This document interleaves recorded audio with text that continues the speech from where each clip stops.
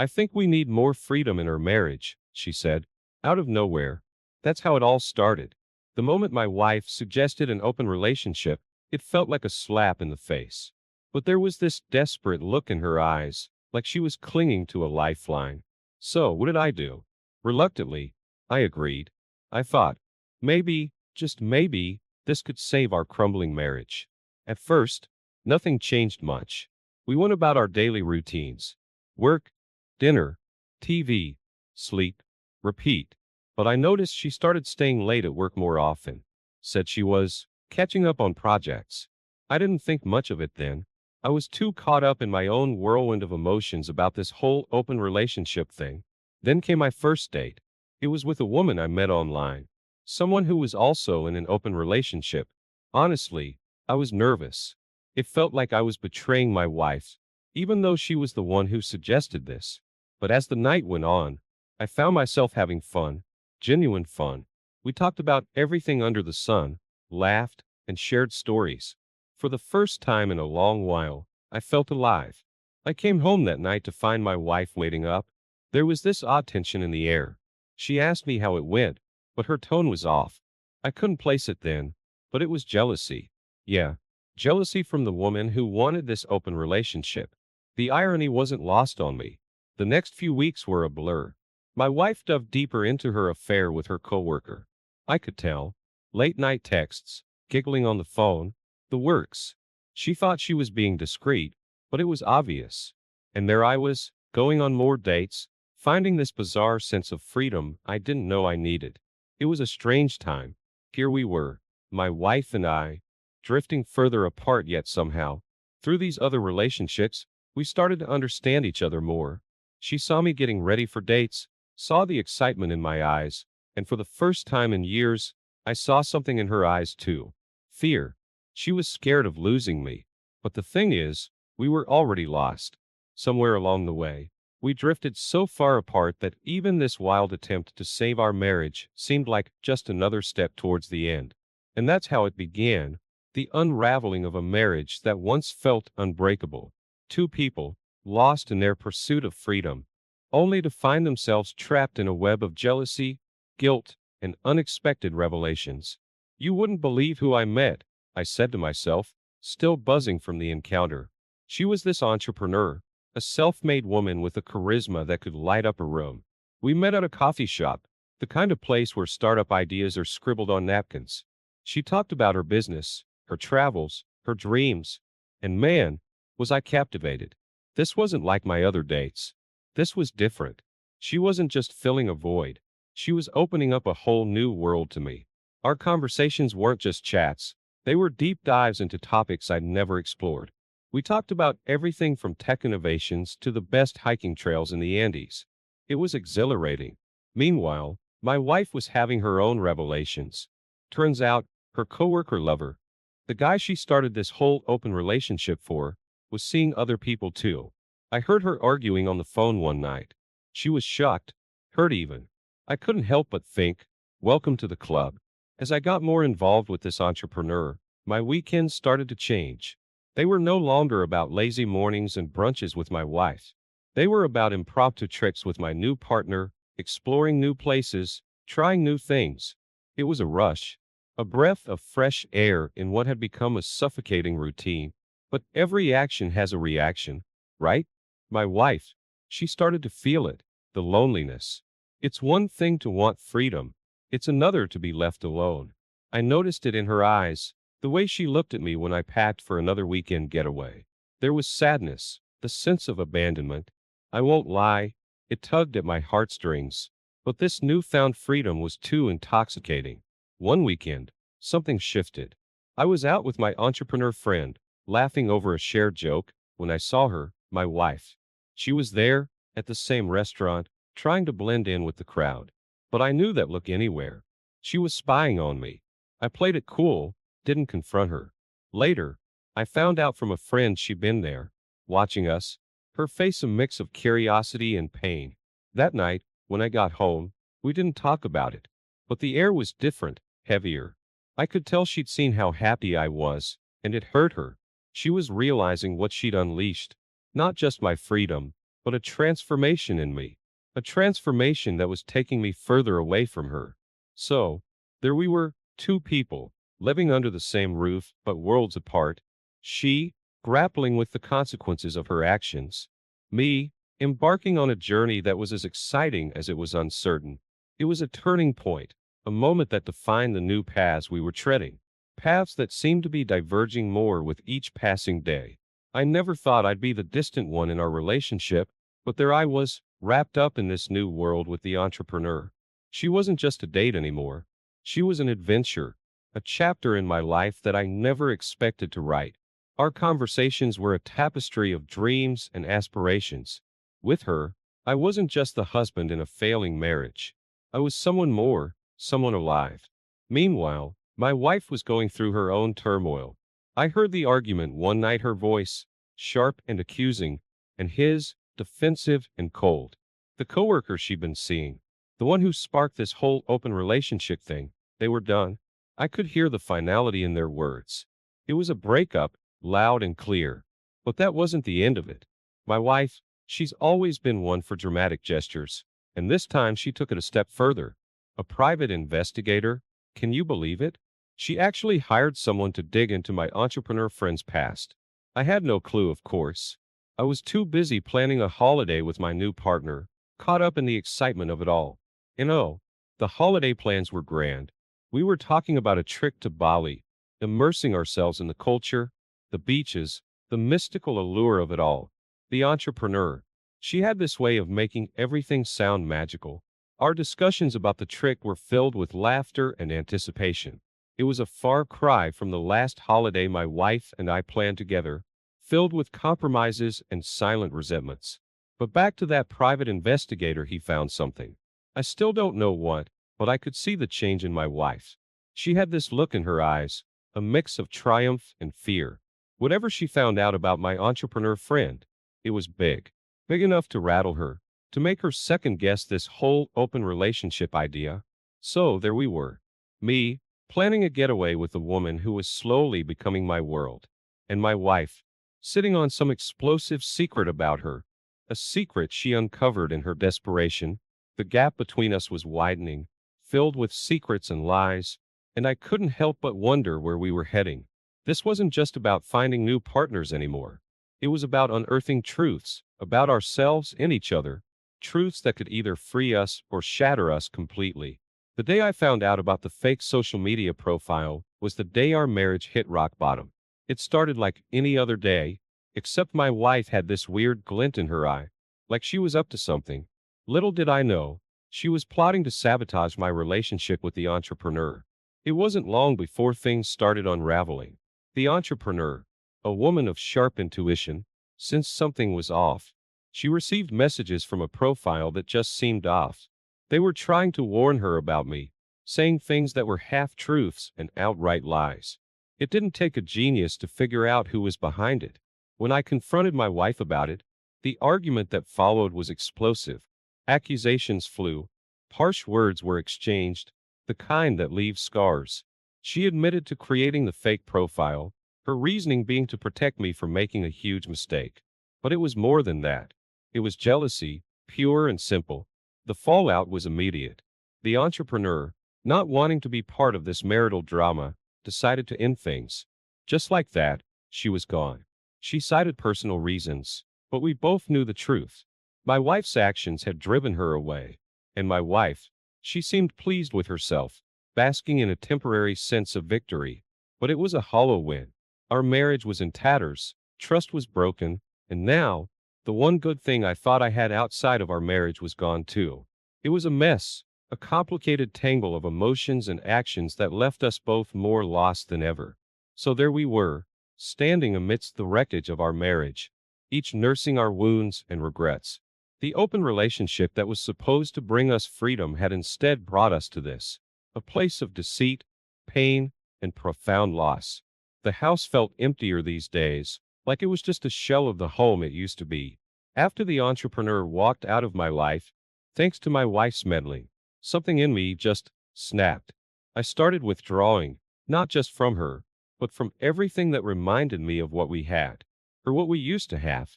I threw myself into the world outside our marriage. It wasn't just about dating anymore. It was about forging new connections, expanding my social circle. I met artists, entrepreneurs, travelers, people who lived their lives in ways I'd never imagined. They were like a breath of fresh air, showing me a world beyond the confines of my troubled marriage. My wife, she noticed the change. It was hard not to. I was out most nights, sometimes not coming home until the early hours of the morning, and when I was home, I was distant, lost in thoughts that had nothing to do with her. She'd look at me with this mix of confusion and hurt, like she couldn't quite understand how we got to this point. She tried to keep up, to build her own connections outside of our marriage. But it wasn't the same. Her social circle was dwindling. Most of our mutual friends siding with me were just backing away from the drama entirely. She was becoming isolated, a stark contrast to the expanding world I was embracing. It was during this time that I really started to notice how much I had changed. I was more confident, more alive. People were drawn to me, and I to them. It was exhilarating, feeling wanted and appreciated in a way I hadn't in years. It wasn't just about romantic connections, it was about friendships, about being part of a community that saw me for who I was, not just as one half of a failing marriage. But with every new connection I made, I could feel the gap between my wife and me widening. She was no longer the woman I turned to for comfort or shared my dreams with. She was like a stranger, living in the same house but walking a completely different path. And as much as I tried to ignore it, a part of me felt guilty for leaving her behind. So there we were, two people tied together by a marriage that was hanging by a thread. Me, finding solace in the company of others. Her, sinking deeper into loneliness. The irony of it all was bitter. This open relationship that was supposed to bring us closer had only served to push us further apart. Hey everyone, I hope you're enjoying the video so far. If you do, please take a moment to hit that like button. It really helps me out and lets me know you appreciate the content. Also, if you haven't already, consider subscribing to the channel. Subscribing is a great way to stay updated with all the latest videos and to be part of our growing community. It's quick, it's free, and it ensures you won't miss out on any upcoming content. So go ahead, smash that like button and hit subscribe. Your support means a lot and keeps this channel going. Thanks for watching. Leaving my phone at home was an accident. One of those, grab your keys but forget the phone, moments. It's funny how such a small thing can trigger a cascade of events. When I got back home, I could tell something was off. The air was charged, heavy with unspoken words. My wife had seen the messages from my dates, the ones where I talked about how I felt, what I was experiencing with these other people. It wasn't just casual dating anymore. There were real emotions involved. She confronted me about the messages, her voice a mix of anger and hurt. I could see it in her eyes, the realization that I was emotionally invested in someone else. It was a hard conversation, filled with accusations and tears. She couldn't understand how I'd gotten so involved with someone else, and truth be told, I didn't have a good answer for her. In her desperation, my wife reached out to her coworker lover, the guy who started this whole mess. But he wasn't interested. Rejected and alone, she was facing the consequences of her actions, the reality of our crumbling marriage. Things between us continued to deteriorate. I found myself staying out more, spending nights at my dates' places. It was easier than coming home to the tension and arguments. My wife noticed, of course. She called, text, trying to get me to come home, but I was too far gone. The freedom I'd found in these new relationships was like a drug, and I wasn't ready to give it up. One night, I came home to find my wife in the midst of a meltdown. She was a mess, sobbing uncontrollably, surrounded by our wedding photos scattered on the floor. She kept saying how she didn't recognize us anymore, how everything had changed.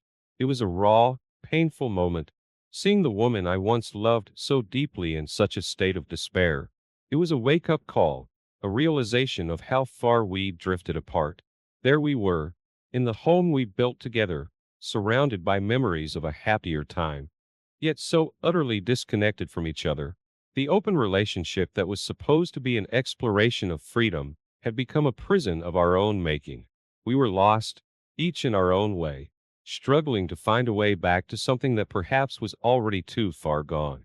There was a sense of desperation in the air, like we were both grasping at straws to find something that could fill the void in our lives.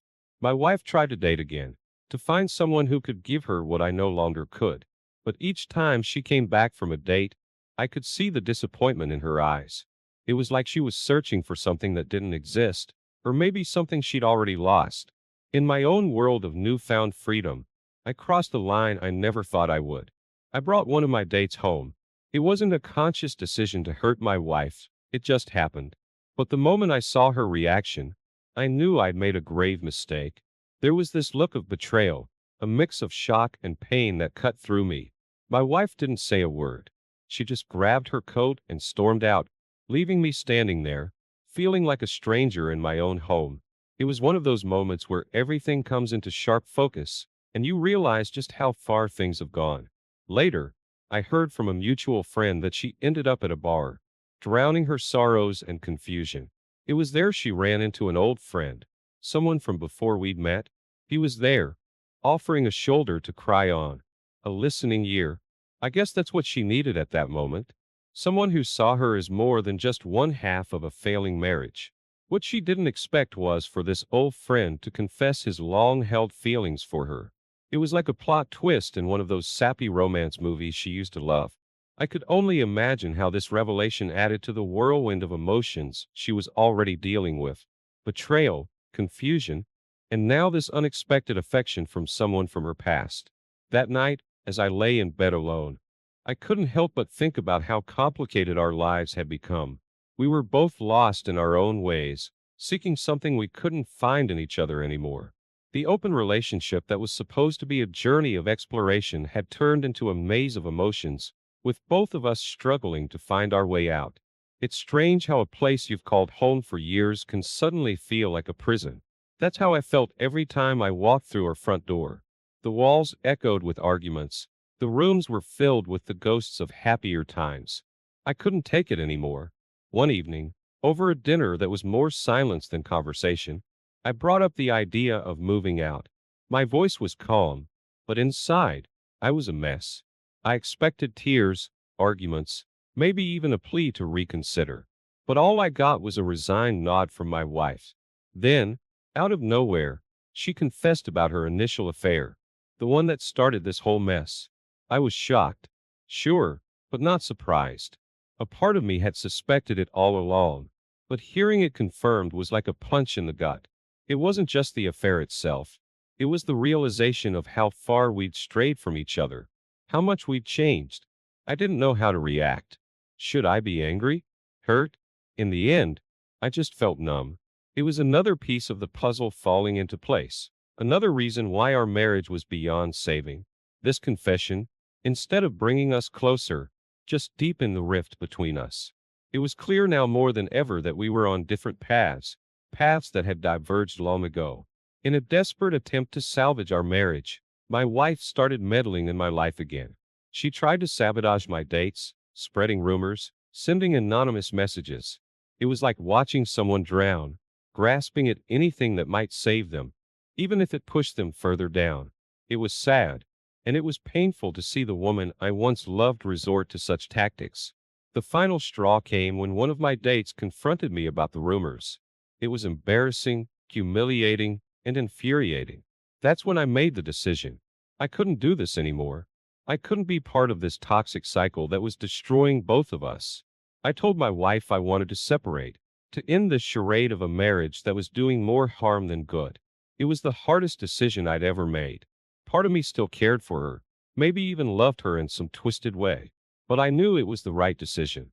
We were both drowning, and the only way to save ourselves was to let go. So, I started packing my bags. Each item I put away a reminder of the life we'd built and the life I was leaving behind. It was the end of an era, the closing of a chapter that had once been filled with love and hope, now ending in bitterness and regret. I remember the day I moved out. It was a sunny morning, the kind that usually brings a sense of hope and new beginnings. But for me, it was the end of a significant chapter in my life. As I loaded the last of my things into the car, I looked back at the house, at the life I was leaving behind. It was a mix of relief and sorrow, a feeling I couldn't quite put into words. Meanwhile, my wife was dealing with her own set of challenges. Her old friend, the one she reconnected with at the bar, had confessed that he wanted more than just friendship, but she pushed him away, telling him she needed to focus on what was left of our marriage. I guess, in her own way, she was still trying to hold on to the fragments of what we once had. But as I drove away from our house, I felt the finality of it all. The decision to separate had been made, the papers signed, and now, physically moving out, it all became real. I left behind a house filled with memories, both good and bad, and a wife who was now alone in the shell of our former life. The next twist came unexpectedly. She called me one evening, her voice shaky and uncertain. She was pregnant. The news hit me like a ton of bricks. It was a complicated mix of emotion, surprise, confusion, and a hint of skepticism. The timing of it all, the state of our marriage, it made me question everything. Was the child really mine? Could we, in our current state, even consider co-parenting? She pleaded with me to talk about it, to figure out what to do next. But I couldn't. I was too far gone, too disconnected from the life we had together. I responded with indifference, a defense mechanism against the storm of emotions her news had stirred in me. So there we were, at a crossroads. She, alone in the house with a baby on the way, grappling with the uncertainty of her future. And me, in a new apartment, surrounded by boxes and the remnants of a life I was trying to leave behind. It was a poignant reminder of how complex and messy life can be, how the choices we make have consequences we never could have imagined. I heard through the grapevine that she started therapy. My wife, well, technically still my wife, was trying to piece herself back together. Alone, with the echoes of our failed marriage surrounding her, she sought help. It was a brave step, one I secretly admired. In the midst of our chaotic ending, she was seeking clarity, something I hadn't been brave enough to do myself. Meanwhile, life had taken a different turn for me. One of the women I'd been seeing, someone who started as a casual date, had become something more. It was unexpected, but not unwelcome. We connected on levels I hadn't experienced in years. She was like a fresh start, a chance to do things right this time. But even as I delved deeper into this new relationship, part of me was still tangled up in the mess I'd left behind. My wife, in her journey of self-discovery and healing, reached out to old friends. But time had moved on, and so had they. It's sad how life works sometimes. People you once thought would be there forever drift away, caught up in their own stories. She was learning the hard way that some bridges, once burned, can't always be rebuilt. Then came the day she gave birth. I wasn't there. I couldn't be, not out of spite, but out of a deep-rooted confusion and a fear of facing the reality of our situation. She went through it alone, with only her therapist for support. A part of me ached at that thought, that she was so alone at a time when she needed someone the most. But another part of me was numb, detached from the world we once shared. The news of our child's birth hit me in a strange way. There was joy, a sense of wonder at the life we'd created, but also a profound sadness. This child, a symbol of what could have been, was entering a world where its parents were strangers, lost to each other. And so, our story reached its inevitable conclusion. My wife, sitting alone in the house we once called home, holding our newborn, faced the full extent of her actions and decisions. It was a moment of painful realization, a confrontation with the irreversible path her life had taken. As for me, I was somewhere else, physically and emotionally, trying to build a new life while part of me remained forever trapped in the past we shared. Our story didn't have a happy ending. It was a tale of love, loss, and the consequences of our choices. It was a reminder that life is a complex tapestry of actions and reactions, and sometimes, we're not prepared for the patterns we weave.